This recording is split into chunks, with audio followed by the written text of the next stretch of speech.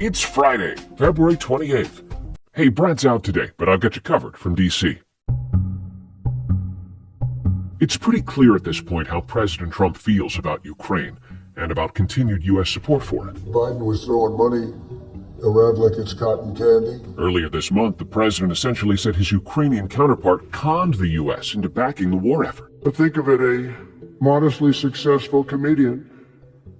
President Zelensky talked the United States of America into spending $350 billion to go into a war that basically couldn't be won, that never had to start and never would have started if I was president. The Trump administration has already begun to have talks with Russia over a way to end the war, and Ukraine has not been at the table for those talks. And several times this week, as he's met with the leaders of France and just yesterday the UK, the president's been asked if he's prepared to guarantee Ukraine's security. Well, I'm not going to make security guarantees beyond very much. We're going to have Europe do that because it's we're talking about Europe as their next door neighbor. Well, today, Ukraine's president comes to Washington with something to offer the U.S., something the president really wants: mining rights. So let's bring in ABC News White House correspondent Karen Travers, who'll be watching today's visit very closely. Karen, what do we expect Volodymyr Zelensky to promise? Well, they are talking about a deal between the U.S. and Ukraine that relates to Ukraine's rare earth minerals. This is something that President Trump has been very interested in as a way to get back, in his words, some of the money that the United States has sent over to Ukraine over the past 3 years since the war started there. It brings us great wealth. We get back the money that we spent, and we hope that we're going to be able to settle this up. He's looking for Ukraine to, give something in return. And so there were these conversations over the past couple of weeks with senior Trump administration officials and Ukrainian officials about how they could work out a deal, whether they set up some fund, and does the United States get some of that? Does the United States have some ownership of it? Stephen, we don't know the details of what this agreement looks like just yet. It could be $1 trillion deal, it could be whatever, but it's rare earths and other things. The president said that they were at a final agreement. The Ukrainian side said it was more of a framework. So they're going to be signing something today, according to the president. But it still sounds like President Zelensky is trying to extract from President Trump security guarantees. I think that you understand that if Russia will win, another guy will try. That is not something that President Trump wants to be included in this agreement. So there's been a bit of hardball played on what this rare earth minerals deal is looking like. Well, let's just zoom out for a second. Why are these rare earth minerals so important to the president?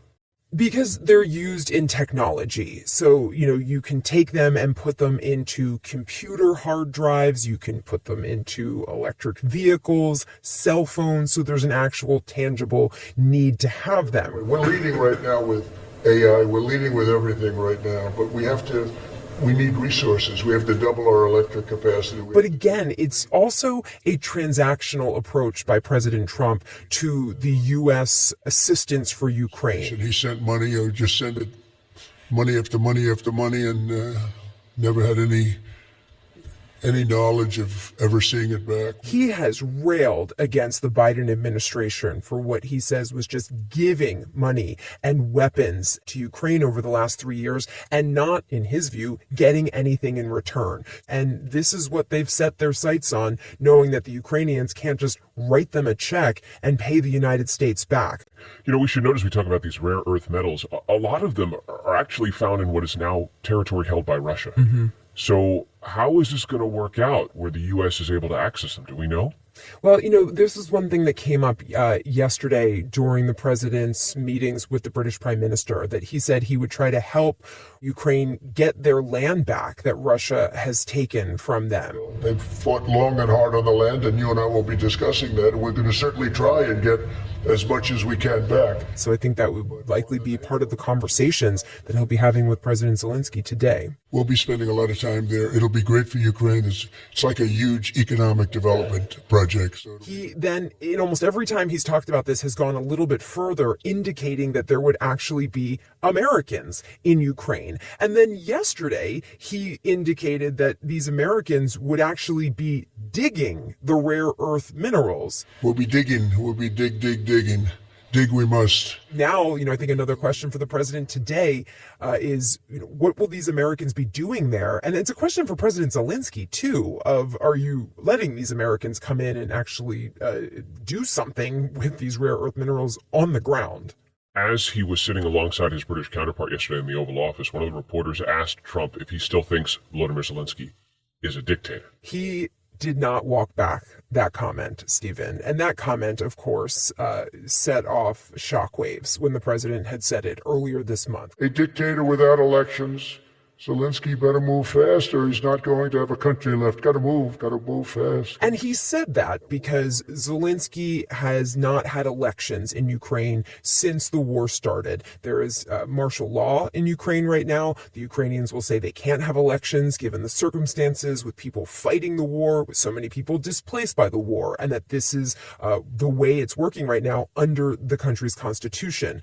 When he was asked that yesterday, do you still think that, from earlier this month, that Mr. Zelensky is a dictator, the president dismissed the question. Did I say that?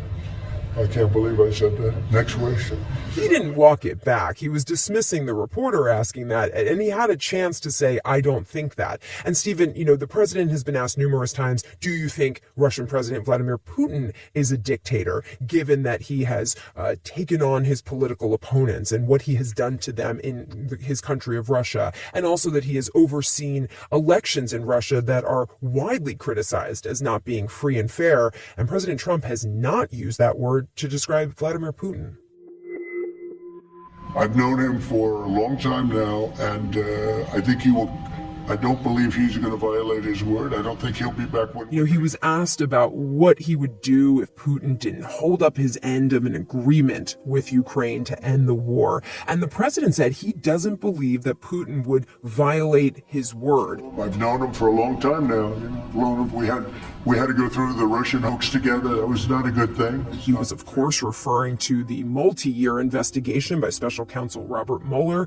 And for the president to connect them in that, as if it was a shared experience that he went through with Vladimir Putin, it was really striking to hear him say that.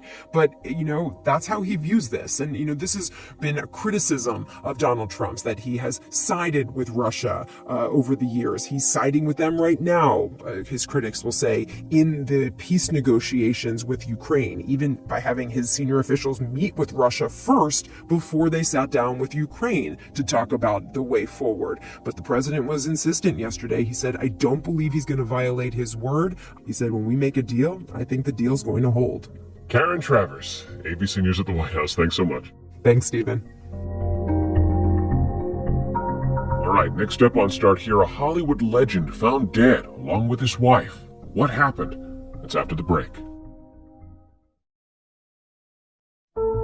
We learned yesterday morning of the death of a Hollywood icon, Gene Hackman, famous for his roles as Lex Luthor in the Superman movies, as an uptight senator in The Birdcage, and as a detective called Popeye in The French Connection, for which he won his first Oscar. All right, Popeye's here. Get your hands on your heads. Get off the bar and get on the wall. Come on, move.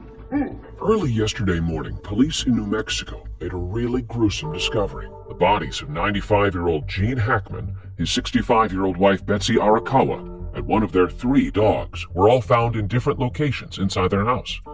Police initially said there was no sign of foul play, but then we learned these were being investigated as suspicious deaths. So let's bring in ABC's Alex Stone, who's been tracking this for us. Alex, what exactly happened here? Let me walk you through what we know. It was Wednesday afternoon when there was an exterminator he was working at their home, and as he was doing the work, he noticed that there was a door that was slightly open at their home, but it seemed like they weren't there. And that was odd, being that Gene Hackman was 95 years old, didn't typically go anywhere, was normally home, and thought that maybe that should be checked on, so he alerted a security/caretaker for the gated community in Santa Fe, and that caretaker looked through the window and saw bodies inside, didn't know if they were alive, if the people could get medical aid and be helped out, or if they were already dead. He called 911. I think we just found one deceased person inside the house. What's that, sister? You can hear him pleading for the sheriff's department to come quickly. Are they moving at all? No, dude, they're not moving. Just send somebody out here really quick. So sheriff's deputies arrive. They come to the front door. It is propped open. They go in and immediately, believing that somebody inside needs medical aid, they begin clearing the building. They go in. They first come upon Betsy Arakawa in the bathroom that she was in off of their main bedroom. In the bathroom, according to the search warrant that we've got, she was found deceased, not to get too graphic, but mummified. She had been there for quite some time. There were pills around her. There was an orange pill bottle, prescription pill bottle, that had been opened up, and then the pills had spilled around her on the floor. There was a space heater that had fallen with her. Maybe that played a role in this. They don't know. Close to her was a German Shepherd that was in a kennel, died as well in that kennel. And they continued to clear the building, and they got into the kitchen, and they could see 2 human feet on the ground in the room next door. They went into that room, the mud room, and Gene Hackman was dead inside of the mud room there. His sunglasses were thrown a little bit from his body. It was clear to the deputies, according to the documents we have, that it looked like he had fallen suddenly and had gone down hard and thrown the glasses as he was going down. And he had been there for quite a while as well. His body was decomposed. They then secured the scene, got out of there, called for the fire department to come in and test the building for any carbon monoxide or other gas. It was clear for them to go back in. They made sure there were no other threats. Then they got the search warrant to really go in and begin looking at the scene, and now they're trying to figure out what this was. There was no obvious sign or indication of, a foul play. There was no immediate sign of foul play. Haven't ruled that out yet. This is an investigation, so we're keeping everything on the table. But they haven't found any signs of gas, of carbon monoxide. They just don't know. Alex, you mentioned that bottle of pills. Do we know anything about that yet? We don't know what they were, and if that played any role in this. All of these hints at what went on based on what they initially saw, there are questions around them, but really all of them could be, as law enforcement has been telling us, could be explained away. None of them are indicators of the what that is, and all of a sudden this is something, and it clearly is. I mean, one thing is that the multiple people dead inside of a home, and an animal as well, would typically be carbon monoxide. On our experience and working on cases like this, that is a possibility. Because of that, we called in the fire department, we called in P&M to go through the house, do some testing to figure out if it was even safe for our officers to go in and process the scene and execute the warrant. But the sheriff is saying they don't know because the gas company and the fire department went in, found no signs of a gas leak, nothing that was leaking gas that they have found yet. There was no gas in there. But because it appears that they had been dead for a very long time, it could have been weeks, it could have been months, that with that front door open, that it could have vented out if there was something the day they died that then caused them to go down and to die, that then the gas could have gone out the front door. The one dog died in the kennel. There were 2 other dogs, but they were free, coming and going from a doggy door. They were able to get outside and get away from whatever killed the Hackman family. Quite honestly, they have to look at not only a crime in this, which no indicator that there was one, but they have to rule that out. They don't know. They have to figure all of this out. All right, we know you'll stay on top of it for us. Alex Stone, thanks so much. You got it. Thank you, Stephen. An international flight caught our attention yesterday. It was a private plane that left Romania and landed at Fort Lauderdale, Florida. On board were 2 brothers, Andrew and Tristan Tate. Now, if you've never heard of them, chances are you know a young man who has. Andrew Tate is an online influencer, a former professional kickboxer, and a multimillionaire who's amassed a giant internet following among fans drawn to posts like this. I have seen so many women fail to park and crash cars and do dumb. I do not want a female pilot flying me through a hurricane. He's a self-proclaimed misogynist, hugely popular with males in their teens and 20s, who speaks of wives as the property of their husbands. Here's Tate talking to Piers Morgan on Fox Nation in 2022. I believe the woman is given to the man. I believe she's given away by the father. I believe she belongs to the man. So you she do, belongs to so the man. fundamentally, all right. So fundamentally, you do believe that a woman becomes a man's property. I believe she belongs to the man in marriage, correct? But the trouble with Andrew Tate is about more than what he has said. He and his brother have been accused of serious criminal offenses in Romania and in the UK. So their arrival in Florida yesterday raised the question, why are they here? Let's bring in ABC News foreign correspondent Patrick Reevell, who's been following the Tate brothers case for years. Patrick, just first off, refresh our memory here. The Tate brothers had been under house arrest in Romania, right? What were the charges against them? Yeah, I mean, the Tate brothers were first arrested in late 2022 in Romania. Mr. Tate, why did the police search your car? And they were accused of human trafficking and of organizing a criminal group for the exploitation of women. Andrew was also accused of rape. They were running a pornographic webcam business. And what they are accused of doing by multiple women is of allegedly tricking them into believing they were in love with them, luring them to this compound they have outside Bucharest, and then while there, allegedly pressuring them to start working in poor conditions as webcam models, and then basically having their freedoms restricted, not being allowed to leave the house without minders. We live in a democratic society where it's innocent until proven guilty, and I think my brother and I are largely misunderstood. There's a lot of opinions about us, a lot of things that go around about us on the internet. We've yet to be convicted of any crime in our lives ever. We have no criminal record anywhere on the planet ever. They have always denied the accusations, vehemently denied them, and always claimed they are the victims of a conspiracy. So at first they were held in detention, and then they were placed under house arrest. And then slowly this case has dragged on, and eventually they were released from house arrest, but they were not permitted to leave Romania while they were awaiting trial.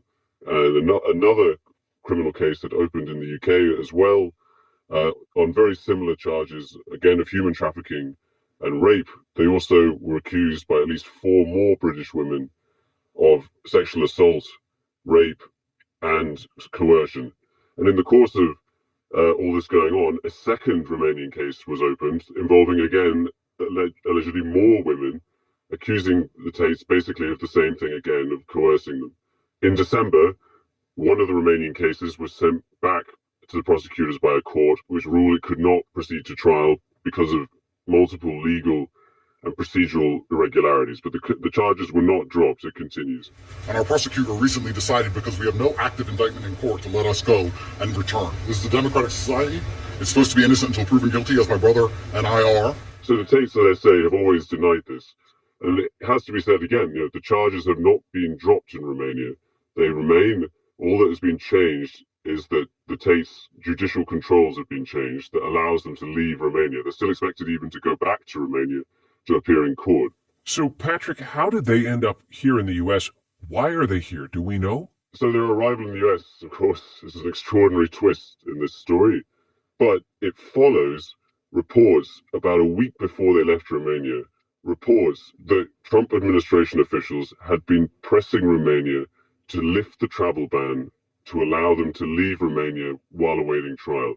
And we even heard from Romania's foreign minister saying that a Trump envoy, Richard Grenell, had raised their case while meeting with him at the Munich Security Conference. And so the implication, obviously, is that the Trump administration intervened to help them leave Romania. And by implication, and certainly this is how the lawyers representing the victims feel, pretty much put a nail in the coffin of this case against them in Romania. Did your administration pressure the Romanian government to release them? And if so, I know nothing about that. But President Trump was asked about it at the White House and said he knew nothing about it when the Tates landed. I don't know. You're saying he's on a plane right now? He's back. Yeah, I just know nothing about it. We'll check it out. We'll let you know. And this was, a very awkward situation for the British Prime Minister, Keir Starmer, who happened to land in Washington on the same day as the Tates arrived in Florida. Look, obviously this involves, there's an English element here, so obviously it's important that justice is done, and human trafficking is obviously, to my mind, a security risk, and so we'll catch up with the story in due course. You're aware? Are you aware? And Florida Governor Ron DeSantis said he knew nothing about it and was blindsided by it and was very upset about it. I do know our Attorney General, James Uthmeyer, is looking at what state hooks and jurisdiction we may have to be able to deal with this. But the reality is no, Florida is not a place where you're welcome with that type of conduct in the air. And I don't know how it came to this.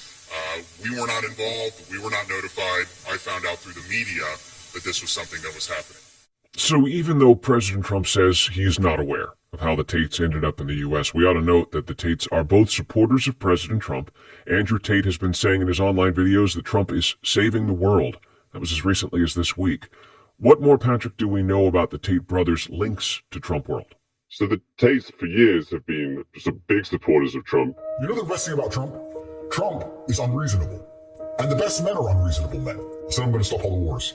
Oh yeah, but October 7th, I said I'm stopping the war, stop it. Which is what you need in a leader. They're big supporters of strong men generally. They love Vladimir Putin. And over time, they became icons for a certain part of the Trump right. And they are seen as basically warriors against the so-called woke virus. And now Trump's back. Golden age is being ushered in. It's time we move from the defensive to the offensive. They're seen as people who basically are warriors for free speech and who stand up for supposedly traditional masculine values.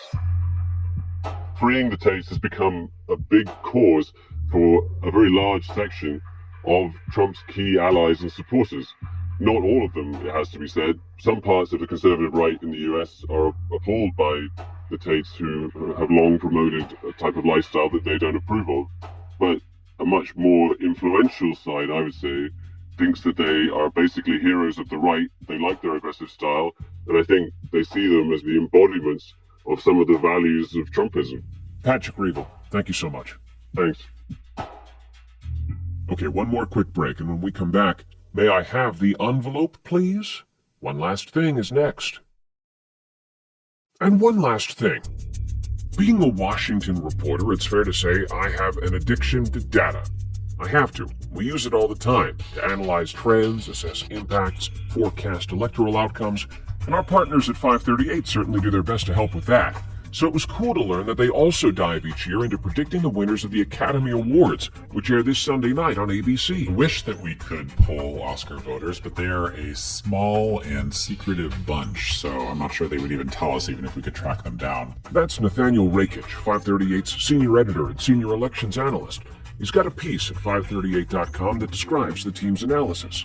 It's based on a review of the other awards that have already been given out, like the Golden Globes, the Critics' Choice Awards, the SAG Awards. If one film, for instance, sweeps all of those awards, you can be pretty confident that it's going to win Best Picture because it has kind of that upswell of support. So I asked Nathaniel to start by giving us a rundown of the Best Actor and Actress categories. Demi Moore has already won 3 prizes for her performance in The Substance. She is a slight favorite, I would say, because of those awards, but Mikey Madison did win the BAFTA, and BAFTA awards, while they're not great at predicting Best Picture, they are really good at predicting acting winners, and so you can't discount that. So who's the man to beat for Best Actor? So the man to beat is Adrian Brody, so he won the BAFTA, he also won the Critics' Choice Award and the Golden Globe for Best Actor in a Drama. But the SAG Awards just recently kind of threw a curveball in this and gave their Best Actor prize to Timothée Chalamet, who played Bob Dylan in A Complete Unknown. So that kind of shook things up a little bit at the end. So that's a pretty hard choice. I think I would give the edge to Adrian Brody because he has those other wins, the Critics' Choice Award and the Golden Globe Award, but it could go either way. Brody, of course, starred in The Brutalist. What about Best Supporting? Basically every single precursor for those awards. You've had Zoe Saldana of Amelia Perez and Kieran Culkin of A Real Pain. They have won those, and so they are basically guaranteed. All right, I guess we'll see. But when it comes to Best Picture, Nathaniel Rakich says the surest bet is to look at the winner of the Producers Guild Awards. The Producers Guild Award is the best award at predicting Best Picture. So in 14 of the last 20 years, those two organizations have lined up. But part of it also has to do with the fact that they have the same voting rules. So they're the only two organizations that nominate 10 movies for Best Picture instead of 5. And they also both use ranked choice voting instead of kind of a more traditional system to choose a winner. This year, the Producers Guild picked Anora. It's a film about a sex worker who marries the son of a Russian oligarch. That movie also won the Directors Guild top prize. Who will win the Oscar? You better tune in Sunday.